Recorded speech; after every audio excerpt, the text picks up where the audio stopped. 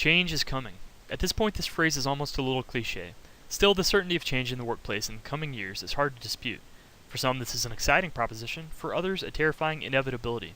In the end, change doesn't care what you think of it. In the modern workplace, it's a reality. So where's all this change coming from? Well, there are a lot of sources of change, including globalization, technology, generational shifts, and a fundamental change in the nature of the career. Although many of these changes are exciting, the workplace is now more complex than ever. Rather than panic, modern organizations must learn to adapt.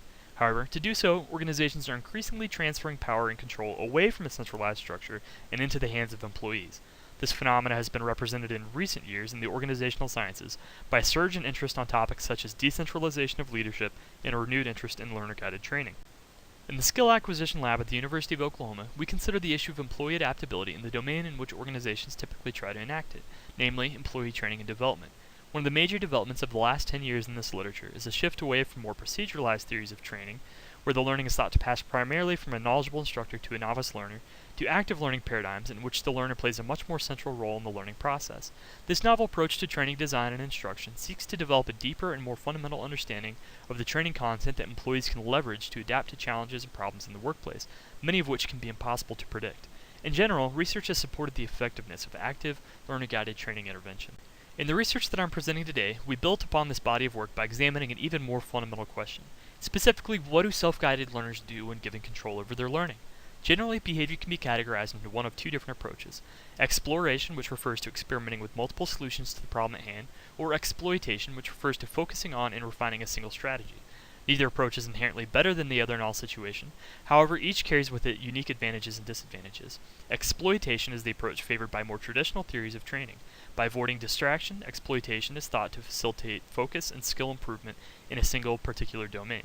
In contrast, exploration allows the learner to gather a broader and more contextualized understanding of the material. However, this big picture may come at the cost of specialization, making the learner a jack of all trades but a master of none. Fortunately, this lends itself well to empirical examination. In particular, in designing the present study, we were interested in 4 research questions. First, what are the outcomes of exploratory behavior in an active learning context? Next, are these outcomes dependent on how smart or experienced the learner is? Third, how do these behaviors change over time? Do people do the most exploring early or late in training? Finally, are there differences in the way that smart and or experienced learners engage the learning environment? To examine these questions, we used a laboratory study to simulate an active learning environment. Over the course of 4 hours, 121 young adult males received basic training on how to play a complex computer video game, followed by 2 hours to practice the game in a loosely structured, learner-guided format. At the end of practice, learners performed in the test game similar to that they experienced during training. In addition, they took a 20-item multiple-choice test examining their basic and strategic knowledge. Finally, all participants played one final test game that was completely different than anything that they had practiced before. In this adaptive test, participants competed against a larger number of more difficult opponents in an environment that they had not seen before during training. Training behavior during practice was video recorded and rated by multiple independent coders for exploratory behavior.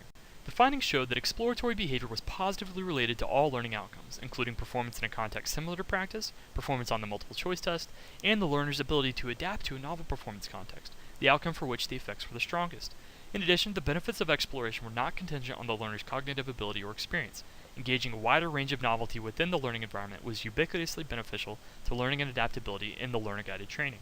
In general, learners engaged in the most exploratory behavior early in training when novelty was plentiful, but switched back to exploitation strategies as training progressed. However, more experienced learners engaged in higher overall levels of exploratory behavior and stayed committed to exploration strategies longer over the course of training relative to less experienced learners.